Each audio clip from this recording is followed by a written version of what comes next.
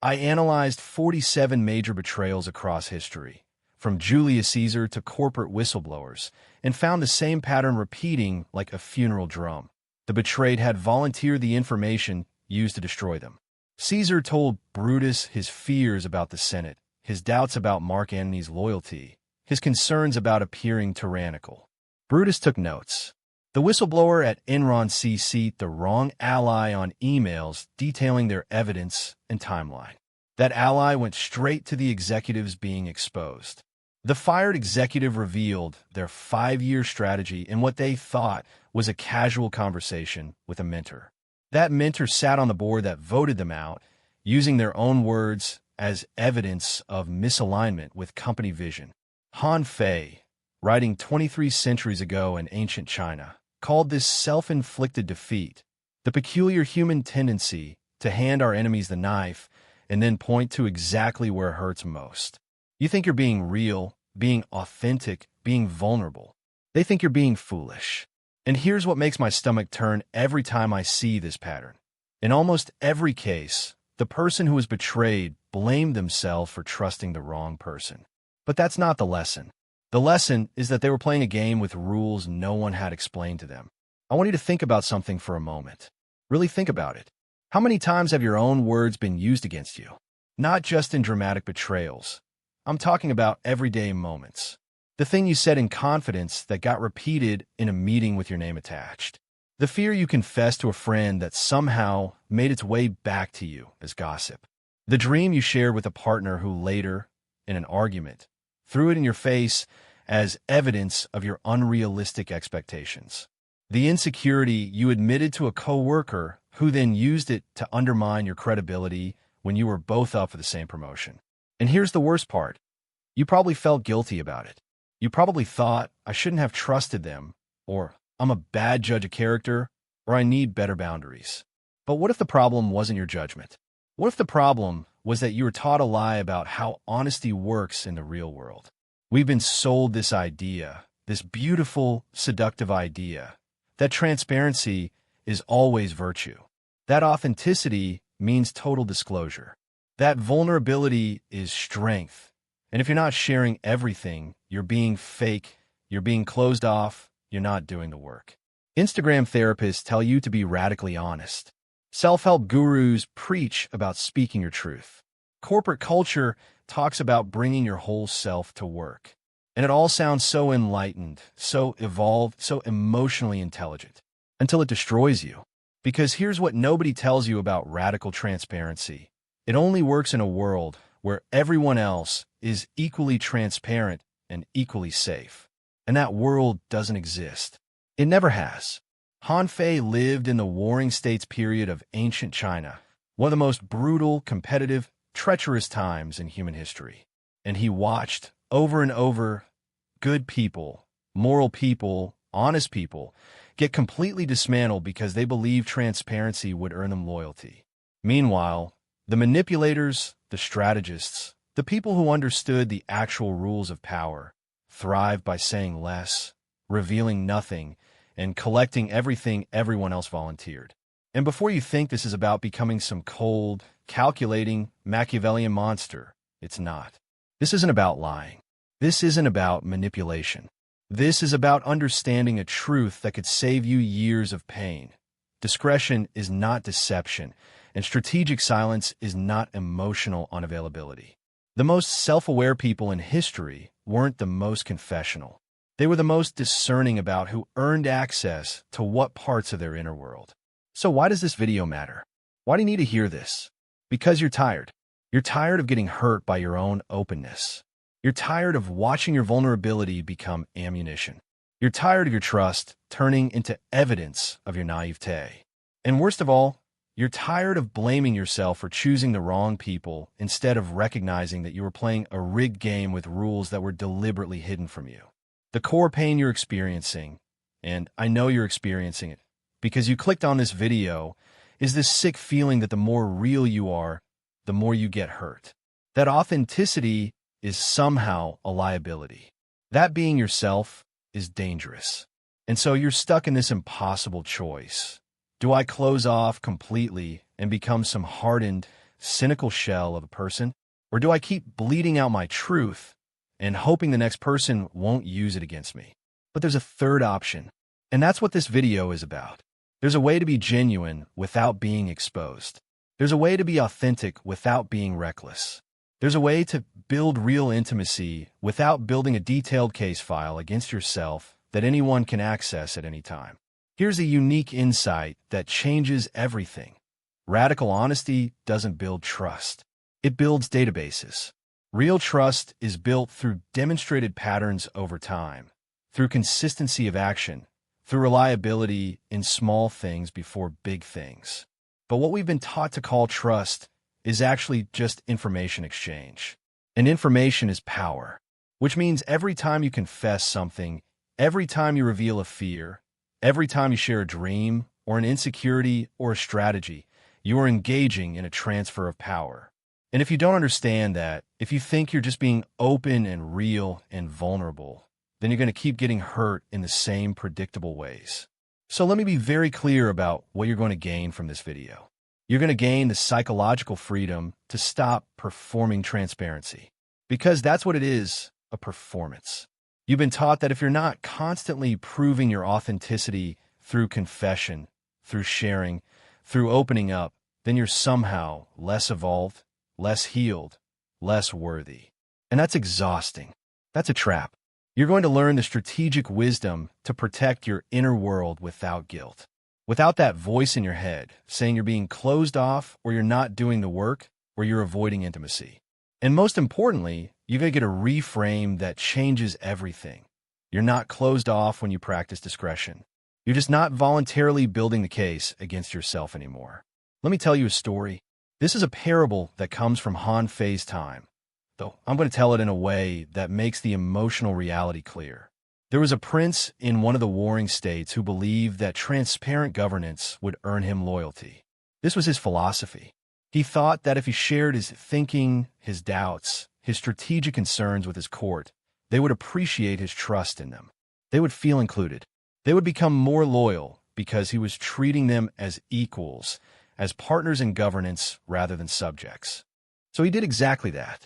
In council meetings, he would share his military strategies, not just the final decisions, but the reasoning behind them, the alternatives he'd considered, the weaknesses he was concerned about. When he had doubts about certain advisors, he would voice them openly, thinking this transparency would help the group self-correct.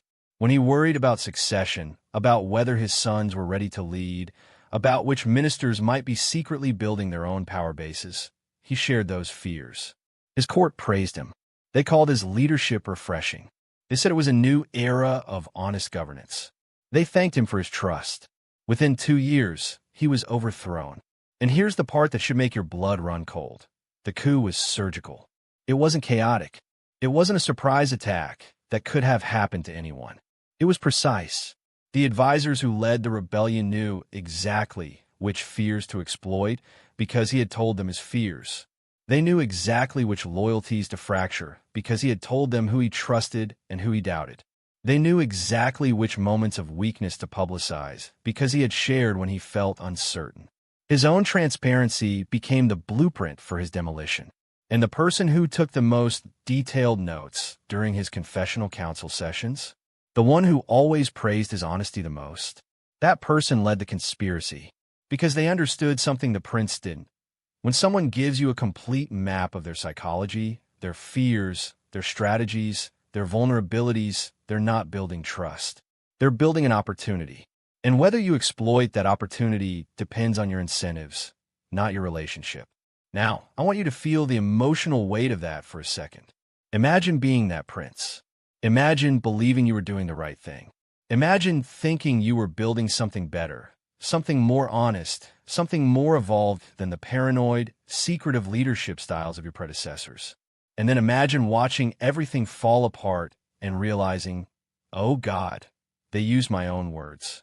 They used my honesty. They used the very things I thought made me a better leader to destroy me. That's not ancient history. That's last Tuesday for somebody reading this. Let me give you the modern mirror. I want you to imagine someone, maybe you know this person, maybe you are this person, working at a company they care about. They're talented, They're committed, they believe in the mission. And they've bought into this idea of radical workplace authenticity. So they practice it in one-on-ones with their manager. They share not just their work updates, but their career ambitions. I want to be doing this role in 3 years.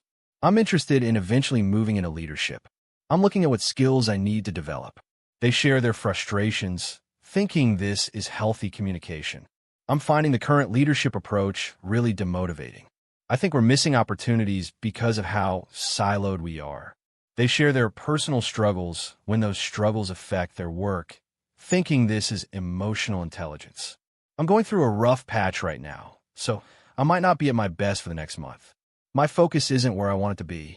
And their manager, their HR partners, their teammates, they all praise this. They say it's so refreshing to work with someone so self-aware, so emotionally honest, so willing to be vulnerable. This person feels good about it. They feel like they're doing work differently, being a whole person at work, not just a corporate drone hiding their humanity. Then the layoffs come, and this person is on the list. And when they ask why, when they request feedback, every single confession they made appears in the justification. You said yourself you were struggling with focus. You mentioned you were looking at other opportunities and didn't feel aligned with current leadership. You told us your priorities were shifting. We're looking for people who are fully committed and performing at their peak. And based on your own words, that's not where you are right now. Their honesty became their evidence. Their vulnerability became their liability. And the person who took the most careful notes during their one-on-ones, the person who always made them feel so heard, so supported, that person sat in a room where the decision was made and said, based on our conversations, I don't think they're the right fit going forward. Now, did this person lie to get fired? No. Did they make things up? No. Did they do anything wrong by being honest? That's the question, isn't it? Because we've been taught that honesty is always right. That if you're being truthful, you're being virtuous. But what if honesty without strategic awareness is just a different kind of mistake? So what do we do with this? Do we become cold? Do we become liars? Do we turn into paranoid, secretive people who never let anyone in? No, that's not the answer either. That's just trauma masquerading as wisdom. The answer is learning the difference between authenticity and strategic self-sabotage. The answer is understanding that information is permanent, but context is not. Let me explain what I mean by that. When you share something in a moment of trust, that information lives forever. It doesn't expire. It doesn't disappear when the context that made sharing feel safe changes. You tell your girlfriend your deepest insecurity in a moment of intimacy. You feel close. You feel understood. You feel safe. That information is now permanent. 3 years later, you break up. It's messy. It's painful. You're both hurt. And in the middle of an argument, she says the exact thing you told her you were most afraid of hearing. She knows exactly where to strike because you showed her. You share your 5-year career plan with a mentor who seems invested in your success. You're excited. You're thinking out loud. You're getting feedback. That information is now permanent. 2 years later, you're both up for the same position. Suddenly, your plan sounds like a threat to their plan. And in the meeting where decisions are being made, they can articulate exactly why you're not ready, using your own timeline against you. Well, they told me they were still developing these skills. They said themselves they wouldn't be ready for this level of responsibility until after more experience. The context changed. The relationship changed. But the information didn't. That's what Han Fei understood that most of us don't. Your confession doesn't expire when the friendship does, when the romance ends, when the alliance shifts, when the incentives change. The information is unchanging. The relationship is not. And that asymmetry is dangerous. Here's what's so insidious about the transparency trap we've fallen into. Modern culture has confused authenticity with full disclosure. We think being real means being unfiltered. We think being genuine means saying everything we think and feel. We think being vulnerable means having no boundaries about what we share and when. But that's not what those words mean. That's not what authenticity is. The most authentic people I've ever encountered weren't those who said everything. They were those who understood their audience, their timing, and their purpose. They knew what to say, when to say it, and most importantly, why they were saying it. They weren't performing transparency for an audience. They were choosing connection with intention. Think about it this way. If I'm speaking to 1,000 people right now, but I'm talking like I'm speaking to one person, you, am I being authentic? Yes. Am I telling you everything about my life, my fears, my strategies, my insecurities? No, because that's not what this moment is for. That's not what our relationship is. I'm being real with you, but I'm being real in a way that serves the purpose of this conversation, to give you wisdom you can use, to shift how you think about transparency and protection, to offer you a framework that might save you pain. Authenticity isn't the absence of filtering. It's the presence of intentionality. And when we lose that distinction, when we start believing that real means raw and unedited and unprotected, we start bleeding in shark-infested waters and wondering why we keep getting bitten. A boundary isn't a lie. This is so important, I'm going to say it again. A boundary is not a lie. Discretion is not deception. Choosing not to share something isn't the same as sharing something false. You're allowed to have parts of yourself that are private. You're allowed to have thoughts you don't voice. You're allowed to have plans you don't announce. You're allowed to have feelings you don't perform. That's not being fake. That's being human. That's having a self that exists beyond its utility to others. Now here's the truth that's going to make some people uncomfortable. Not everyone wants you whole. I need you to really sit with this because it contradicts everything you've been taught about relationships, about support, about community. But it's true. Some people benefit from your brokenness. Your self-doubt makes them feel superior. Your confession gives them leverage. Your vulnerability gives them control. Your uncertainty makes them feel certain. Your struggle makes them feel stable. Han Fei observed this pattern constantly in court politics, but it happens everywhere. It happens in families. It happens in friendships. It happens in workplaces. It happens in communities. The most dangerous people aren't your obvious enemies. You know who your enemies are. You protect yourself from them. The most dangerous people are the ones who encourage your transparency while withholding their own. They're collecting, not connecting. They're gathering intelligence, not building intimacy. These are the people who always want to know how you're really doing, but when you ask them the same question, they say they're fine. These are the people who create this space for you to share, who make you feel so seen and heard, but you realize later you don't actually know much about them. These are the people who remember every insecurity you've mentioned, every doubt you've voiced, every dream you've shared. And somehow, those details come up later in ways that don't quite benefit you. I'm not saying everyone is a predator. I'm not saying you should trust no one. I'm saying you should notice the pattern. You should pay attention to reciprocity. You should watch what people do with the information you give them. Do they protect it? Do they honor it? Do they use it to understand you better and support you more effectively? Or does it mysteriously end up in conversations you weren't part of? Does it get used to explain why you're not quite ready, not quite right, not quite enough? Here's the power paradox that Han Fei identified. Those with the most power reveal the least. Those with the least power reveal the most. And this isn't coincidence.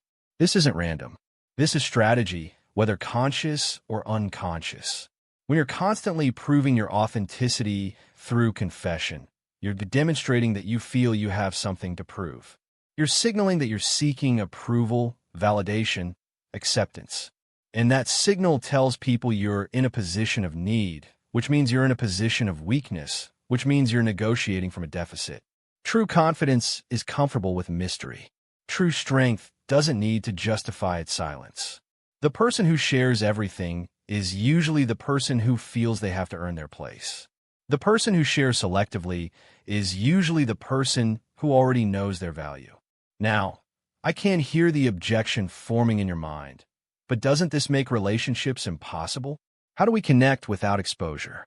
How do we build intimacy if we're always holding back? And this is a good question. This is the question, because I'm not advocating for isolation. I'm not saying never trust anyone. I'm not saying live in a bunker of perpetual suspicion. What I'm saying is that intimacy is earned through patterns, not granted through feelings. The mistake we make is that we feel close to someone, maybe we click quickly, maybe we have chemistry, maybe they make us feel understood in a way we've been craving, and we mistake that feeling for safety. We mistake emotional resonance for trustworthiness. And so we dump everything. We share our history, our traumas, our fears, our dreams, our strategies, our insecurities. We do in 3 conversations what should take 3 years. And then we're shocked, absolutely shocked, when that information gets misused. Real intimacy is built slowly. It's built through demonstrated trustworthiness over time. It's built through someone showing you, through repeated small actions, that they protect what you share, that they honor your boundaries, that they don't use your vulnerability as leverage, that they maintain your confidence even when it would be advantageous to break it. That's how you know it's safe to go deeper. The problem is we've been taught that intimacy is the sharing. But sharing is just data transfer. Intimacy is what happens when someone proves they're a safe steward of that data over time. And if you can't tell the difference, you're going to keep getting hurt in the same ways. Let me give you some practical guidance here. Some things you can actually do, starting today, that will change how this plays out in your life. First, implement the 48-hour rule. Before you share anything significant, a fear, a plan, an insecurity, a dream, a frustration, wait 48 hours. Just wait. Give it 2 days. And during those 2 days, ask yourself this question: will sharing this improve my situation, or will it just relieve my discomfort? Because here's what I've noticed. Most transparency is emotional evacuation. It's not strategic communication. It's not purposeful connection. It's just, I feel anxious, and if I say this out loud, I'll feel less anxious for a minute. And that's human. That's understandable. But that doesn't mean it's wise. That doesn't mean the temporary relief is worth the permanent record. Think about how many times you've shared something just to get it off your chest, and then immediately felt that sinking feeling of, oh no, I shouldn't have said that. That instinct is trying to protect you. Listen to it before you speak, not after. Second practical step, use the reverse test. Before you reveal something to someone, ask yourself this question: if this person became my adversary tomorrow, not because they're evil, not because they were pretending, but because our interests diverged, because the situation changed, because life happened, how could they use this information? If the answer to that question makes you uncomfortable, if you can immediately see how it could be weaponized, that's your answer. Don't share it. Not yet. Maybe not ever with that person. And I know this sounds paranoid. I know it sounds dark and cynical, and like I'm asking you to approach every relationship like a spy. But I'm not. I'm asking you to engage in basic risk assessment. You wouldn't give your bank account password to someone just because you felt close to them in the moment. This is the same principle. Some information is sensitive. Some information is structural. Some information, in the wrong hands or in changed circumstances, can be used to undermine you. And pretending that's not true doesn't make you more evolved. It makes you more vulnerable. Third step, practice tier disclosure. Not everyone deserves the same access to you. This is hard for people to hear because we've been taught that having different levels of openness with different people is somehow fake or two-faced. But it's not. It's appropriate. It's healthy. It's sane. Think of it like security clearance. Surface-level acquaintances get surface-level information. They know what you do for work, your general interests, your basic personality. That's it. That's enough. Trusted friends, people who have demonstrated over time that they protect your confidence, that they show up consistently, that they don't gossip or weaponize what you share. They get more. They get your concerns, your aspirations, your frustrations. But even then, you're selective. You're intentional. Your inner circle. Maybe this is 2 people. Maybe this is 5. Maybe it's just 1. These are the people who have earned access to your full interior world. And even then, even with them, you're not just vomiting everything you think and feel with no consideration of timing or purpose. You're still being intentional. You're still thinking about whether sharing this serves the relationship and serves you. Information should flow downward based on demonstrated trustworthiness over time, not upward based on emotional impulse in the moment. And if you can reorganize your disclosure patterns around this principle, you will get hurt less. You will feel less betrayed. You will stop volunteering the blueprint for your own demolition. Fourth practical step, and this one's going to feel uncomfortable. Practice saying, I don't know, or I haven't decided yet, even when you do know, even when you have decided. This isn't lying. This is protecting your decision-making process from external interference. Your thoughts are yours until you choose to make them shared. You don't owe anyone real-time access to your internal process. Someone asks you what you're going to do about a situation. You actually know. You thought it through. You made your decision. But you say, I'm still thinking about it. Why? Because the moment you announce your decision, you open it up for input, for criticism, for people trying to change your mind, for people gathering information about your strategy. Sometimes the best way to protect your autonomy is to let people think you're still deliberating when you've already decided. Someone asks you what you think about a person or a situation. You have thoughts, clear thoughts, but you say, I'm not sure yet. I'm still observing. Why? Because your assessment is valuable. Your read on people and situations is part of your strategic advantage. And if you're constantly announcing your assessments, you're showing people how you think, what you notice, what you value. You're making yourself predictable. And predictability is vulnerability. Now, let's talk about what happens in intimate relationships, because this is where people really struggle with this concept. You might be thinking, okay, this makes sense for work, for acquaintances, for political situations. But what about my partner? What about my best friend? Don't these people deserve full transparency? And here's my answer. Deserving and requiring are different things. Yes, intimate relationships require more honesty than casual ones. Yes, you should be more open with a partner than with a coworker. But even in the most intimate relationships, not every thought needs to be spoken. Not every feeling needs to be performed. Not every doubt needs to be confessed. Let me give you an example. You're in a committed relationship. You're at a party. You notice someone attractive. For a split second, you feel a flicker of attraction. This is human. This is normal. This is your nervous system responding to stimuli. Now, do you immediately turn to your partner and say, I just felt attracted to that person over there? Some people would say, yes, that's radical honesty. That's what intimacy requires. I would say no. That's just inflicting unnecessary pain for no purpose other than to demonstrate you have no filter. The fleeting attraction means nothing. It doesn't threaten the relationship. It doesn't mean you're going to act on it. It doesn't mean anything about your commitment. Sharing it doesn't increase intimacy. It increases anxiety. It creates a problem where there wasn't one. That's not honesty serving the relationship. That's honesty serving your need to prove you're being honest. Or here's another example. Your partner does something that annoys you. It's minor. It's not a pattern. It's just a moment. Do you immediately voice your annoyance? Some people would say yes, that's healthy communication. But is it? Or is it just making your partner responsible for managing your every emotional fluctuation? Maybe the healthier thing is to recognize the annoyance, sit with it, let it pass, and only address it if it becomes a pattern worth discussing. I'm not talking about suppressing legitimate concerns. I'm not talking about avoiding conflict. I'm talking about recognizing that not every internal experience needs to become a relational event. Intimacy is not the absence of internal privacy. It's the presence of trust and commitment and demonstrated care. And sometimes, the most loving thing you can do is handle your own temporary discomfort without making it your partner's problem. Here's what else Han Fei understood that we've forgotten. Speech is action. Words aren't just expressions of internal states. Words are moves. They change the board. They create new realities. When you say something out loud, especially to another person, you've done something. You've created a record. You've established a position. You made a claim.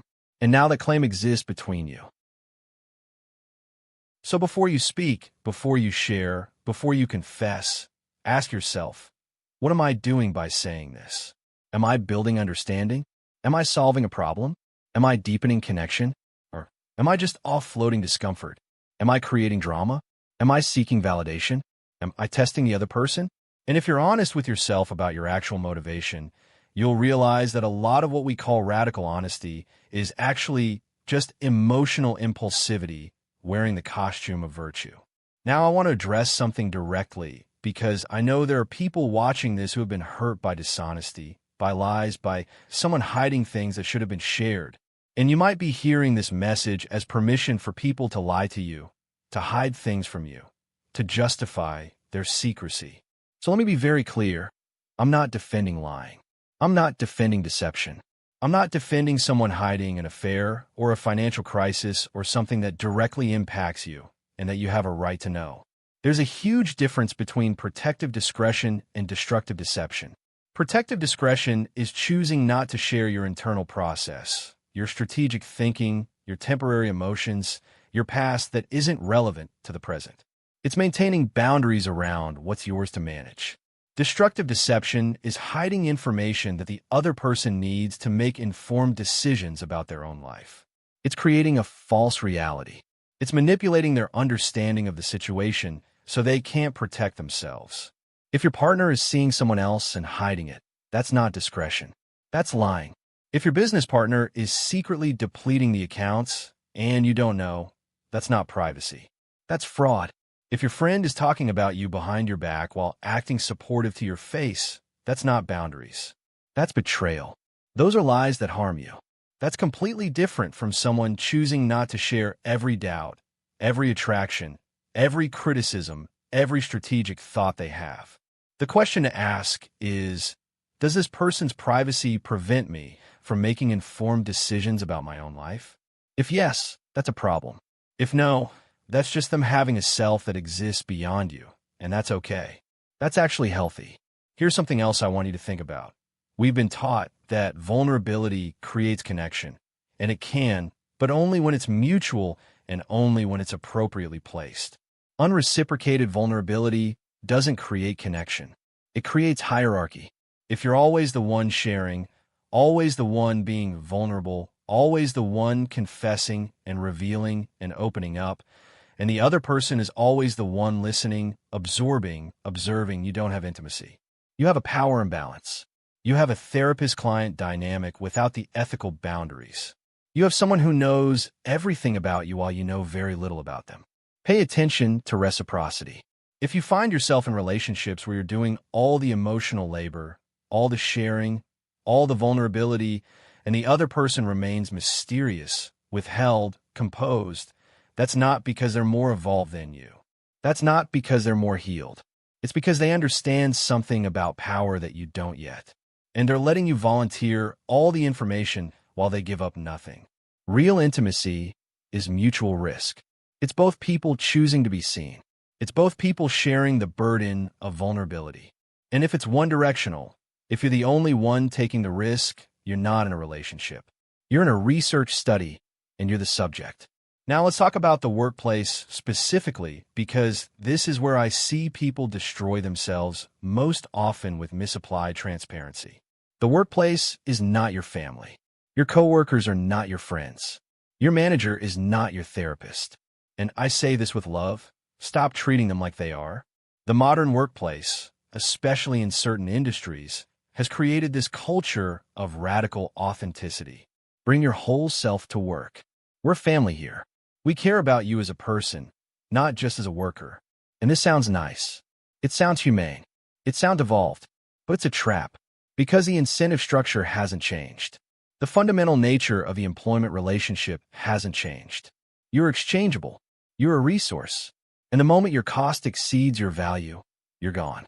So when they tell you to bring your whole self to work, what they actually mean is perform enough authenticity that we can extract your emotional investment and your extra effort, but not so much that it interferes with your productivity or makes you expensive to manage.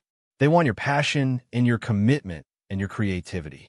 They don't want your struggles or your boundaries or your outside options. Here's what I want you to understand. Your employer has more information about you than you have about them. They know your salary. They know your performance metrics.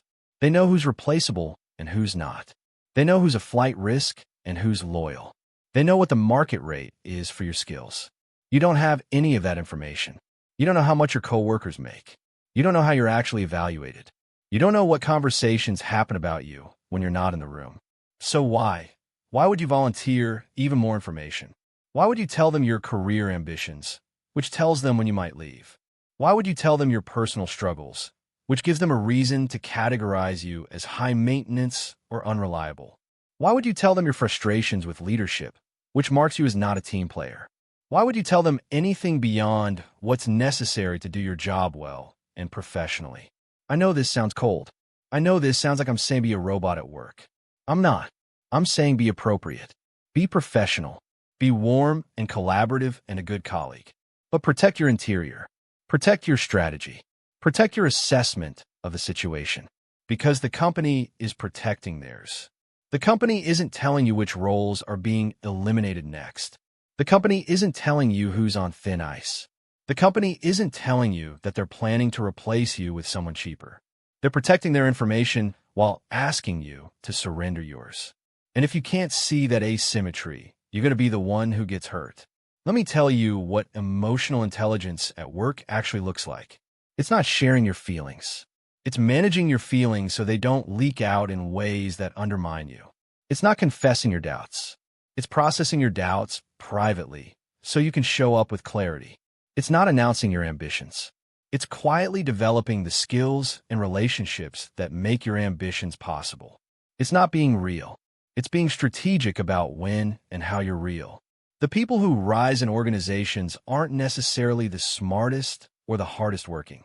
They're the ones who understand perception management. They're the ones who know what to say, what not to say, and how to say what they do say in ways that advance their interests. They're the ones who appear collaborative without actually surrendering strategic information. They're the ones who seem authentic without actually revealing anything that could be used against them later. And you might think that sounds manipulative, but I would argue it's just competent. It's just understanding the game you're actually in rather than the game you wish you were in. Now, I want to circle back to something really important. This philosophy isn't about becoming paranoid. It's not about trusting no one. It's not about living in a constant state of defensive suspicion. That's just trauma. That's not wisdom. That's just being hurt and calling it strategy. The goal is discernment. The goal is being able to distinguish between people who have earned access and people who haven't. Between contexts that call for openness and contexts that call for discretion. Between sharing that serves connection and sharing that just creates vulnerability. Discernment means you can be warm without being unguarded. You can be kind without being naive. You can be open without being reckless. You can have deep, intimate relationships with people who've proven themselves trustworthy over time while maintaining appropriate boundaries with people who haven't. Discernment means you're not carrying around a wound disguised as wisdom, telling yourself everyone is dangerous and no one can be trusted. That's not discernment. That's just pain. Real discernment is more subtle. It's the ability to attune to people and situations and adjust your level of transparency accordingly. Think about it like physical vulnerability. You don't walk around in body armor everywhere you go. That would be ridiculous. You'd be uncomfortable, restricted, exhausted. But you also don't walk through dangerous neighborhoods at night with your wallet hanging out of your pocket and your phone visible and your guard completely down. You assess the context. You adjust your behavior. You're relaxed when relaxation is safe and alert when alertness is needed. Emotional and informational vulnerability works the same way. There are contexts and relationships where it's safe to be unguarded, where you can let your defenses down, where you can share freely without strategy because you've verified over time that this space protects you. And there are contexts where you need to be more careful, more considered, more protected. And being able to tell the difference, that's not paranoia. That's intelligence. Here's what I've learned from studying people who navigate this well. People who have deep relationships and professional success and don't leave a trail of betrayals in their wake. They treat information like currency. They don't spend it carelessly. They don't throw it around to everyone. They invest it where there's demonstrated return. They share with people who've shown they protect what's shared. They open up in contexts where openness serves a purpose. They're generous with information that helps others and protective of information that could hurt them. And this doesn't make them cold or closed off. If anything, it makes them more present because they're not constantly in a state of reactive confession. They're not constantly offloading their internal experience onto everyone around them. They're actually containing their own experience, processing it, and then choosing what to communicate intentionally. And that creates a kind of depth and power that frantic oversharing never does. Let me tell you about the cost of constant transparency that nobody talks about. When you're always sharing everything, when you're always processing out loud, when you're always confessing, you actually lose touch with yourself. Because you never sit with your own experience long enough to understand it. You feel something, you immediately text someone about it. You think something, you immediately post it. You experience something, you immediately turn it into a story you tell. And what happens over time is that your internal experience becomes entirely oriented toward its eventual expression. You're not actually feeling your feelings anymore. You're narrating your feelings. You're not actually living your life. You're documenting your life. Everything becomes content, becomes material, becomes something to share. And you lose the ability to just be with yourself, to process privately, to have an internal life that exists for its own sake rather than for its eventual audience. Han Fei would say that's a loss of sovereignty. That's giving away your self-governance. Because if you can't hold your own experience, if you can't sit with your own thoughts without immediately externalizing them, then you're not actually autonomous. You're dependent on others to help you make sense of yourself. You're outsourcing your internal coherence. And I'm not saying never process with others. I'm not saying never seek support. I'm saying build the capacity to be with yourself first, to know your own mind, to understand your own experience, and then share from that place of internal clarity rather than sharing as a way to achieve internal clarity. There's a specific kind of transparency that's particularly dangerous, and I want to name it explicitly: performative vulnerability. This is when people share their struggles, their trauma, their pain, not actually for healing or connection, but for social capital, for sympathy, for positioning themselves as deep or authentic or brave. You see this everywhere now, on social media, in professional contexts, in communities. Someone shares something incredibly personal in a public setting, a Facebook post, a LinkedIn article, a story at a party, and they frame it as being real, being vulnerable, breaking the silence. But if you look closely, the sharing isn't actually intimate. It's performative. It's crafted for maximum impact. It's designed to generate a specific response. And the person sharing isn't actually more open to connection. They're actually more protected because they've controlled the narrative. They've shared on their terms, in their framing, to their audience. Real vulnerability is private. It's reciprocal. It's risky because you don't control how it's received. Performative vulnerability is public. It's one-directional. It's actually quite safe because you've staged it. And here's the problem. Performative vulnerability trains us to think we're being authentic when we're actually just broadcasting. It makes us confuse exposure with intimacy. And then when we try to build actual relationships, we bring that same performative energy, and we're confused when it doesn't create connection. If you find yourself sharing personal things primarily in public or semi-public contexts, social media, group settings, professional environments, rather than in private, one-on-one relationships, that's worth examining. Because that's not vulnerability. That's personal branding. And there's nothing wrong with personal branding, but don't confuse it with authenticity. Don't confuse it with doing the work of real intimacy, which is slower, messier, less photogenic, and happens in private. Now let's talk about what happens when you start implementing this philosophy. Because there will be resistance from others and from yourself. Some people in your life are used to a certain level of access to you. They're used to you sharing freely. They're used to you being an open book. And when you start being more discerning, when you start saying things like, "I'm still thinking about that," or "I'd rather not get into that right now," or "I'm keeping that private for now," they're going to react. Some people will call you closed off. Some people will say you've changed. Some people will accuse you of not trusting them. Some people will make you feel guilty, like you're withholding something they deserve. And you have to understand, this is exactly what Han Fei was talking about. The people who benefit from your transparency will resist your discretion. The people who've gotten used to having full access to your internal world will frame your boundaries as problems. But here's what you need to know. You don't owe anyone the blueprint to break you. You don't owe anyone real-time access to your thoughts. You don't owe anyone an explanation for your privacy. Your inner world is not a public resource. It's yours. And you get to decide who earns access and under what conditions. Now, will this create distance with some people? Yes, absolutely. Because some relationships were based entirely on your transparency.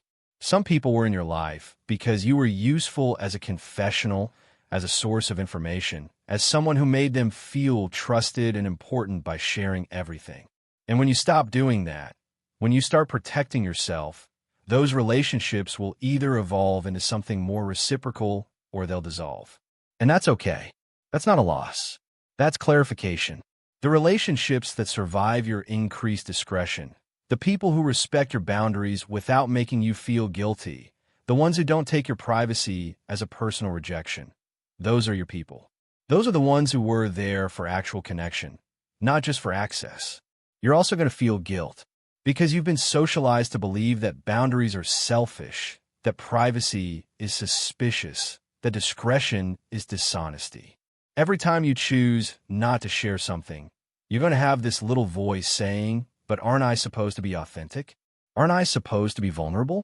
Aren't I supposed to trust people?" And you need to answer that voice with this. Authenticity without discernment is just self-sabotage. Vulnerability without reciprocity is just power transfer. Trust without verification is just hope. You're not being closed off. You're being intentional. You're not being fake. You're being strategic. You're not avoiding intimacy. You're building it properly, slowly, with people who've earned it. There's a concept in martial arts called distance management. It's the ability to stay close enough to engage, but far enough to protect. Too far away and you can't make contact, can't exchange, can't fight. Too close and you're vulnerable to strikes you can't defend against. The art is finding that middle distance where you're engaged but protected, connected but safe, responsive but not exposed. That's what we're talking about here. That's what strategic authenticity is. It's distance management in relationships and communication. It's staying close enough to connect, to be real, to build something meaningful, but far enough to protect yourself, to maintain autonomy, to keep what's yours. And the people who master this aren't the ones with the most walls. They're the ones who know exactly when to lower the drawbridge and when to raise it. Let me talk specifically about what this looks like in romantic relationships, because this is where people get the most confused. You might be thinking, but my partner should know everything about me. Isn't that what commitment means? Isn't that what love means? And here's what I'd say. Commitment means you're dedicated to each other's well-being and to building a life together. Love means you care deeply about each other's experience. Neither of those things requires total transparency about every thought, every feeling, every impulse, every doubt, every fantasy, every criticism, every attraction, every moment of uncertainty. In fact, I would argue that trying to share everything with a partner is actually destabilizing.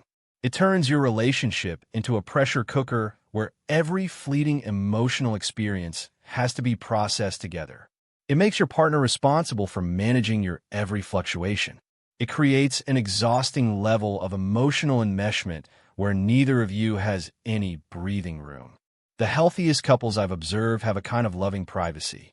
They share the important things, their values, their goals, their concerns about the relationship itself, their needs and boundaries. But they also maintain individual internal worlds. They have thoughts they don't voice. They have feelings they process independently. They have parts of themselves that remain private not because they're hiding something threatening, but because they're maintaining a self that exists beyond the relationship. And this actually strengthens the relationship. Because when you maintain appropriate privacy, when you handle your own temporary emotional weather without constantly broadcasting it, you show up as more stable, more confident, more whole. You're not collapsing into your partner for constant reassurance and validation. You're coming to them from a place of internal coherence, wanting to connect rather than needing to be managed. Now, what about actual problems in the relationship? What about issues that need to be addressed? Absolutely share those, but share them productively. Not every feeling is information. Not every moment of irritation is a problem that requires intervention. Sometimes you're just tired. Sometimes you're projecting stress from work. Sometimes you're in a mood. And the mature thing is to recognize that and not make it your partner's emergency. But if there's a pattern, if there's something that's actually affecting your commitment or your respect, or your desire to be in a relationship, then yes, absolutely address it. But address it thoughtfully, not in the heat of emotion, not as a confession or a dump, as a conversation where you've thought about what you need, why you need it, and how you can work together to address it. Here's something else about relationships. The mystery is part of the attraction. The fact that you don't know everything about your partner, that they have depths you're still discovering, that they surprise you, that they have an internal life that isn't entirely visible to you. That's not a problem. That's part of what keeps things alive. The death of long-term relationships often isn't conflict. It's the loss of mystery. It's the feeling that you know everything. There's nothing left to discover, no intrigue, no fascination. When you practice total transparency, when you narrate every thought and share every feeling and explain every action, you eliminate the mystery. You turn yourself into an open book that your partner has already read cover to cover. And then you wonder why things feel stale, why the passion has faded, why there's no spark. It's because you've made yourself completely known. And the completely known is rarely the deeply desired. I'm not saying be deceptive. I'm not saying play games. I'm saying maintain some sovereignty. Maintain some separateness. Have parts of yourself that remain yours. Develop interests your partner doesn't share. Have thoughts you don't always voice. Maintain friendships that are just yours. Have an internal life that's rich and complex and not entirely on display. That's not withholding. That's having a self. And having a self makes you interesting. Being interesting sustains attraction. Let's talk about social media for a moment, because this is where performative transparency has reached its most absurd extremes. People are sharing things on social media that they wouldn't share in an intimate conversation. They're broadcasting their mental health struggles, their relationship problems, their parenting challenges, their career frustrations. And they frame it as breaking stigma, as being authentic, as helping others who might relate. And sometimes that's true. Sometimes that sharing does help people feel less alone. But often, what's actually happening is that people are outsourcing their emotional processing to an audience. They're seeking validation from strangers because it feels easier than doing the work of actual intimacy with real people. They're creating a performance of vulnerability that generates likes and comments and shares, and that social feedback becomes addictive. But here's what they're not thinking about. That information is permanent. It's searchable. It's screenshot-able. It's being collected by algorithms and corporations, and potentially by anyone who wants to build a profile on you. Your future employer can see it. Your future partner's family can see it. Your children will eventually see it. And you have no control over how it's interpreted or used. Hanfei would look at social media and see the most comprehensive voluntary surveillance system ever created. You're not just giving up information about yourself. You're doing it enthusiastically. You're competing to do it more authentically than everyone else. You're training algorithms to understand your psychology, your vulnerabilities, your triggers, your desires. And you're not getting paid for it.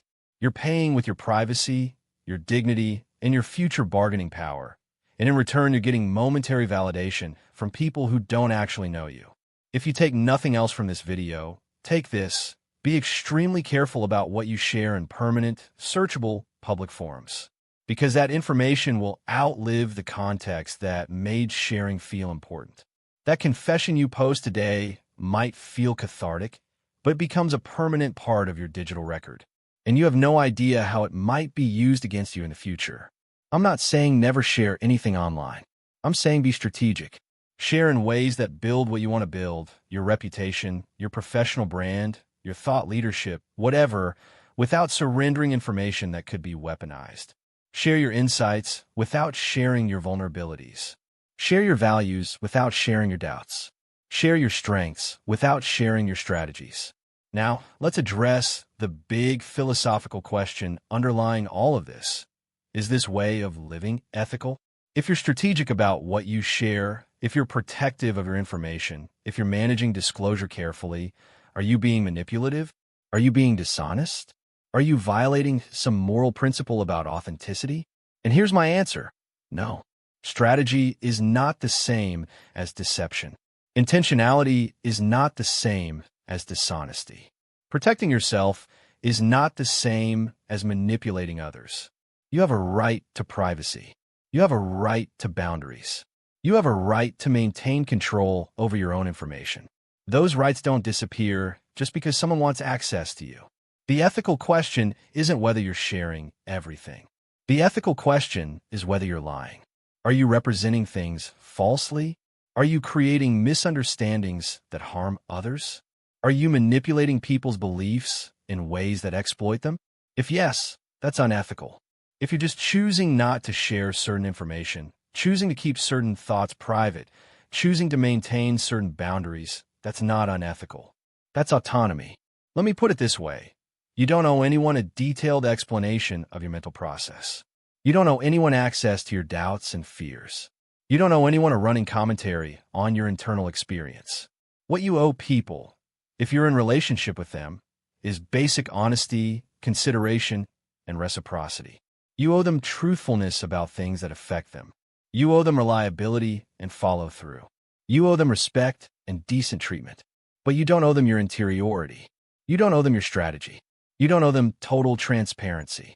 Those are things you can choose to share based on trust, based on demonstrated safety, based on mutual benefit. But they're not owed. They're not entitlements. And if someone makes you feel like your privacy is a violation of them, if someone treats your boundaries as offenses, if someone demands total transparency as the price of relationship, that person is confused about what they're entitled to. They're trying to colonize your inner world, and you don't have to allow it. I want to address one more thing before we close. What about therapy culture and the whole idea of healing requiring radical honesty? What about the notion that you're only as sick as your secrets, that healing happens in community, that you have to speak your truth to be free? And here's what I'd say. There's a difference between therapeutic confession and social confession. In therapy, you're in a confidential space with someone trained to hold your experience without judgment or exploitation. That person has ethical obligations. That person won't use what you share against you. That's a container designed for the kind of deep excavation that healing sometimes requires. That's appropriate. But extending that therapeutic model to all your relationships, to your workplace, to social media, to casual friendships, that's not healing. That's just collapsing boundaries between contexts. Not every space is a therapeutic space. Not every person is your therapist. Not every relationship can or should hold that level of disclosure. And frankly, the idea that you have to tell everyone everything to heal is just wrong. Healing happens through integration, through understanding, through processing. Sometimes that processing involves sharing. Often it involves therapy or trusted relationships. But it doesn't require broadcasting. It doesn't require performing your healing journey for an audience. That's not healing. That's just trauma exhibitionism. You can heal and still maintain privacy. You can process your past without making it your identity. You can integrate difficult experiences without making them your personal brand. In fact, I'd argue that real healing is marked by your ability to hold your own experience without constantly needing to externalize it, to perform it, to have it witnessed and validated by others. Okay, so let me bring this all together. Let me give you the transformation that this perspective offers. You came into this video, maybe consciously, maybe unconsciously, carrying this belief that your honesty was the problem, that you were too open, too trusting, too transparent, and that's why you kept getting hurt. And so you face this terrible choice. Either close off completely and become some cold, defended, cynical person, or keep doing what you've been doing and keep experiencing betrayal. But now you see the third path. Now you understand that strategic authenticity is possible, that you can be genuine without being exposed, that you can be real without being reckless, that you can build deep, meaningful, intimate relationships without volunteering the blueprint for your own destruction. You understand now that discretion is not deception, that boundaries are not barriers, that privacy is not pathology, that you're allowed to have an inner world that exists beyond its utility to others, that you're allowed to be selective about who gets access to what, that you're allowed to protect yourself without apology. You understand now that information is permanent, but context is not, That what you share today exists tomorrow in circumstances you can't predict. That every confession is a transfer of power. That transparency, without strategy, is just bleeding in shark-infested waters. You understand now that not everyone wants you whole. That some people benefit from your brokenness. That the people who encourage your transparency while maintaining their own opacity are collecting, not connecting. That reciprocity is the measure of actual intimacy. You understand now that the most powerful people aren't the most confessional. They're the most discerning. That confidence is comfortable with mystery. That strength doesn't need to justify its silence. That true authenticity includes the authenticity to protect yourself. And here's what this means practically. You don't have to share everything anymore. You don't have to prove your authenticity through confession. You don't have to treat every relationship like a therapy session. You don't have to broadcast your internal process. You don't have to answer every question just because it was asked. You don't have to explain your boundaries. You don't have to justify your privacy. You get to be intentional. You get to be strategic. You get to be protective of yourself. And that doesn't make you cold or closed off or inauthentic. It makes you wise. It makes you discerning. It makes you sovereign over your own experience. Here's your mantra, the thing I want you to remember every time you feel that pull to overshare, every time someone makes you feel guilty for having boundaries, every time you're tempted to volunteer information that could be used against you. My inner world is not a public resource. My thoughts are not confession booth material. My discretion is not dishonesty. It's dignity. I don't know anyone the blueprint to break me. Say it again. I don't know anyone the blueprint to break me. One more time. I don't know anyone the blueprint to break me. That's your truth now. That's what you take from this. That's what changes how you move through the world. And look, I know this perspective challenges everything you've been taught. I know it contradicts the dominant narrative about authenticity and vulnerability and radical honesty. I know it might make you feel uncomfortable, like you're being cynical or paranoid or closed off. But sit with that discomfort. Examine it. Ask yourself, is this discomfort coming from wisdom, or is it coming from conditioning? Is it protecting me, or is it just my programming telling me I'm supposed to be more open, more available, more transparent than is actually safe or wise? Most people won't understand this wisdom. Most people are still operating under the rules you just unlearned. They'll call you guarded. They'll call you closed off. They'll call you inauthentic. Let them. Those are the people who benefit from your transparency. Those are the people who were collecting rather than connecting. Their criticism is just confirmation that you're doing something right. But if this message resonated with you, if you felt that uncomfortable recognition of truth, if you saw yourself in these patterns, if you felt both the wound and the relief of understanding, I want to hear from you. Leave a comment with just one word, discernment. Just that word. Let me know this landed. Let me know you're out there implementing this. Let me know I'm not alone in seeing what most people refuse to see about how transparency actually functions in the real world. And if you want more wisdom like this, wisdom that contradicts comfortable lies, wisdom that might make you uncomfortable but will also make you stronger, wisdom that comes from studying power and human nature rather than from repeating what everyone else says, subscribe to this channel. Because I'm building something here. I'm building a space for people who prefer hard truths over soft delusions. For people who want to understand how the world actually works rather than how we wish it worked. For people who are ready to stop being victims of their own honesty and start being strategic about how they move through the world. You're not broken for wanting to protect yourself. You're not damaged for having boundaries. You're not closed off for practicing discretion. You're awake. You're learning. You're getting wiser. And wisdom sometimes looks like silence. Sometimes looks like privacy. Sometimes looks like a boundary that others don't understand. That's okay. You don't need their understanding. You need your sovereignty. You need your dignity. You need your inner world to remain yours until you choose, intentionally, strategically, carefully, to share it with someone who's earned that access through demonstrated trustworthiness over time. This is the path Han Fei pointed to 23 centuries ago.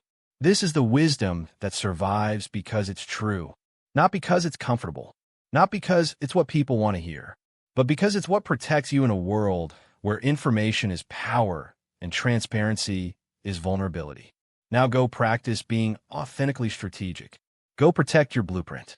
Go be discerning about who gets access to what. Go build real intimacy with people who've earned it rather than performing vulnerability for people who haven't. You're not too much. You're not too guarded. You're not too private. You're just finally understanding the game you're actually in. And that understanding is going to change everything.